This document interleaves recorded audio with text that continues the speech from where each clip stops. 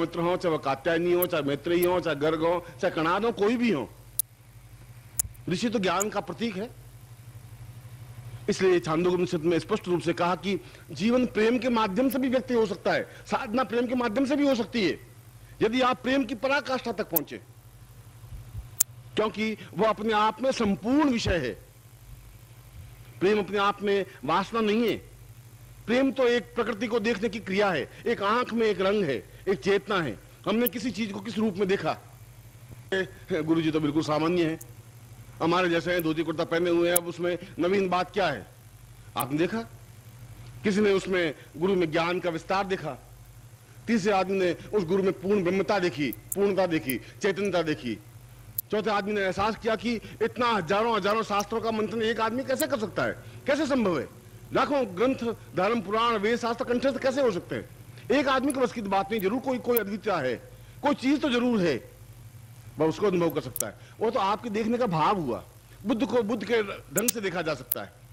कृष्ण को दुर्योधन ने गालियां भी दी, बुरा भला भी कहा, धृतराष्ट्र ने उसको अंधा कहा, भीष्म ने उसको ब्रह्म कहा, अर्जुन ने उसको मित्र कहा, गोपी ने उसको प्रेमी कहा, रुक्मणी ने उसको पति कहा, राधा ने उसको प्रिय कहा। वो तो व्यक्ति तो एक ही था, देखने का भाव अलग था। आपके आंख का भाव क्या है, यह देखने की क्रिया अलग है। और उपनिषद एक ही बात कह रहा है कि आपकी आंख कितनी निर्मल है, उससे आप पहचाने कि आपका जीवन क्या है। जब आपकी आंख घटिया है तो घटिया ढंग से जीवन को देख सकते हैं, फिर आप में उच्चता नहीं आ सकती। आपकी आंख ही घटिया है क्योंकि घटिया ढंग से जन्म लिया, घटिया ढंग से रहे, आपको कोई ज्ञान की चेतना देने वाला मिला ही नहीं, कोई गुरु नहीं मिल पाया, और मिला भी तो आप बिल्कुल पास में से निकल गए। तुम्हारे जीवन की विडंबना है। हमारा जीवन पूरा जीवन का एक पथ है, रास्ता है। मैं चल रहा हूं और आप पास में खड़े खड़े टुकुर टुकुर देख रहे हैं, मैं अपने रास्ते पर चला गया। एक चूक गए, एक जीवन का क्रम चूक गए।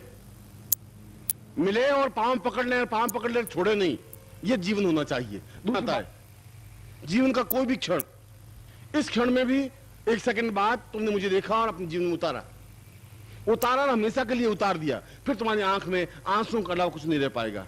और आंसू तो जीवन का एक सौभाग्य की बूंदे हैं, हर एक के बस की बात नहीं है। राक्षसों के आंसू नहीं आ सकते, दुष्ट व्यक्तियों के आंसू आ ही नहीं सकते, कुत्तों के और बदमाशों के आंसू नहीं आ सकते। जो भक्त है, जिसकी आंख में करुणा है, दया है, प्रेम है, छलछलाहट है, उसकी आंख में आंसू आ सकते हैं, उसके हृदय में वेदना आ सकती है, उसके सीने में चीत्कार हो सकती है, वह एहसास कर सकता है। ऐसा जीवन जीवन कहलाता है। ऐसे जीवन में वह चाहे पौरुषवान हो, चाहे क्षमतावान हो। जब उद्धव आए कृष्ण को लेने के लिए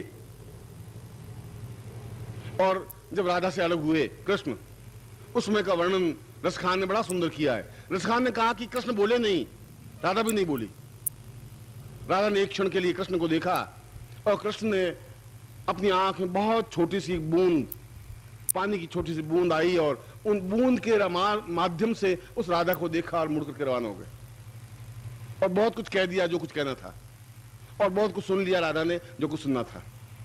एक पानी की झिलमिट बीच में रही, एक पर्दा सा बना और उस पर्दे में अपनी बात सब कुछ कह दी। राधा ने नहीं कही, कृष्ण ने नहीं कही, उस पानी की बूंद ने कह दी, उस आंसू की झिलमिलाहट ने कह दी, वो चादर ने कह दी जो बंधनवार सजी हुई थी आंख के राधा के बीच में। वह तो एक प्रतीक है राधा और कृष्ण का, यह प्रतीक है गुरु और शिष्य का। यह तो हृदय और आत्मा की एक चेतना, वेदना है, विस्तार है। उसी भावना को कल में जो ये मैं आप गुरु साक्षात्कार प्रयोग संपन्न करवा रहा हूं, गुरु को अपने अंदर उतारने की क्रिया को बता रहा हूं, उसके पीछे यह कि तुम्हारा जीवन तुम्हारे हाथ में दे सकूं। यह जीवन तो मेरा है, तुम्हारा जीवन तुम्हारा नहीं है, यदि तुम अपने जीवन को मुझे दे सको। क्योंकि अभी तक तुम्हारा जीवन तुम्हारे हाथ में रहा ही नहीं। या तुम्हारे पिता की धरोहर रही, या तुम्हारी माँ की पूंजी रही, या तुम्हारी पत्नी का धरोहर रही। तुम्हारे पास कोई जीवन नहीं है। अगर तुम सब कुछ देखो, तुम्हारे पास तुम्हारा कुछ है ही नहीं। शरीर दिया हुआ तुम्हारे माँ बाप का दिया हुआ है, पैसा समाज का दिया हुआ है, तुम्हारी पूंजी कुछ नहीं है। तुम्हारी जब पूंजी कुछ नहीं है, तुम उस पूंजी को ले जा ही नहीं सकते। जो तुम्हारी चीज नहीं, तुम्हें कैसा ले जा सकते हो?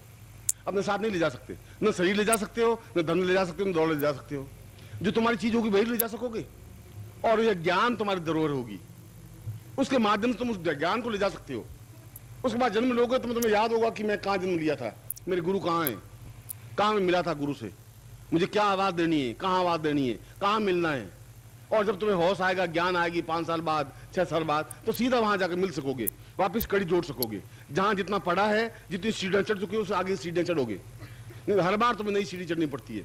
हर बार तुम्हें एक मलमूत्र के बीच में जीवन को व्यतीत करना पड़ता है। हर बार एक घटिया और गंदे जीवन के बीच में से आगे बढ़ने की क्रिया करनी पड़ती है। और फिर मैं तुम्हें ये भी संस्कार करता हूं, मैं तुम्हें चेतना देता हूं, ज्ञान देता हूं, मंत्र देता हूं, फिर तुम्हें बताता हूं तुम कौन हो, कहां हो, तुम्हें फिर बताता हूं कि तुम्हारे अंदर वो ज्ञान की चेतना थी, है, प्रस्फुटित करना है। फिर बहुत कुछ समय व्यतीत हो जाता है, फिर वैसा का वैसा क्रम बन जाता है। ठीक ऐसा क्रम इस जीवन में बना। इसलिए जीवन में गुरु की जरूरत है। जीवन को पकड़ने के लिए, जीवन को समझने के लिए, जीवन को अपने अंदर उतारने के लिए, पिछले जीवन को देखने के लिए, आगे के जीवन में पहुंचने के लिए, और जीवन में आनंद अनुभव करने के लिए, किसी के सामीप्यता प्राप्त करने के लिए। कोई हमारा है, यह एहसास मामूली बात नहीं है। कोई हमारा धरोहर है, कोई हमारा चिंता रखने वाला है, कोई हमारा रखवाला है जो हमें रक्षा कर सकता है। फिर हमें चिंता करने की जरूरत कहां है? और तुम चिंता करते ही क्यों हो? तुम चिंता करने वाले होते ही कौन हो? जब तुम्हारे पास पूंजी नहीं, तुम्हारा शरीर नहीं, तो फिर तुम चिंता रखने से क्या होगा? जब तुमने अपने आप को सौंप दिया तो फिर तुम निश्चिंत हो सकते हो, निर्भीक हो सकते हो। फिर तुम्हारा जीवन कहीं भटकेगा नहीं, फिर तुम्हारी पगडंडी कहीं बदलेगी नहीं, और मुझे किसी प्रकार की चिंता व्याप्त होती नहीं। हर क्षण, हर समस्या में अपने आप में उसी क्षण आमोद प्रमोद में रहता हूं, उसी विनोद के साथ जिस क्षण मैं था, हूं और रहूंगा। जीवन का यह चेतना क्रम, जिस श्लोक को मैंने आपके सामने व्यक्त किया, उस श्लोक का मूल भाव यह कि हम इसी क्षण से, जब मैं आपको ज्ञान की चेतना का विस्तार दे सकूं, और यह प्रयोग मैं अभी करूंगा आपको, उसके साथ ही एक दूसरा प्रयोग भी मैं शाम को संपन्न करवाऊंगा। यह गुरु साक्षात्कार प्रयोग है, गुरु प्राण चेतना प्रयोग है, गुरु को अपने अंदर उतारने की क्रिया का प्रयोग है। मैं उस प्रयोग को तो संपन्न करवाऊंगा ही, आपकी आंख के माध्यम से उतरने की, उस मंत्र के माध्यम से भी प्रयोग संपन्न करवा रहा हूं। आपके सामने जो पैकेट है, उस पैकेट की सामग्री आप बाहर निकाल दें। नमस्कार। अगर आप सद्गुरुदेव डॉक्टर नारायण दत्त श्रीमाली जी के दीक्षित हैं, या फिर आपके पास उनसे जुड़े हुए कोई भी अनुभव है, तो नीचे दिए गए हुए नंबर पर वीरल पटेल जी को मैसेज कीजिए या फिर फ़ोन कॉल कीजिए और अपने अनुभव ज़रूर शेयर कीजिए। डॉक्टर नारायण दत्त श्रीमाली जी के आत्मकथा का संकलन करने में मदद करें। धन्यवाद।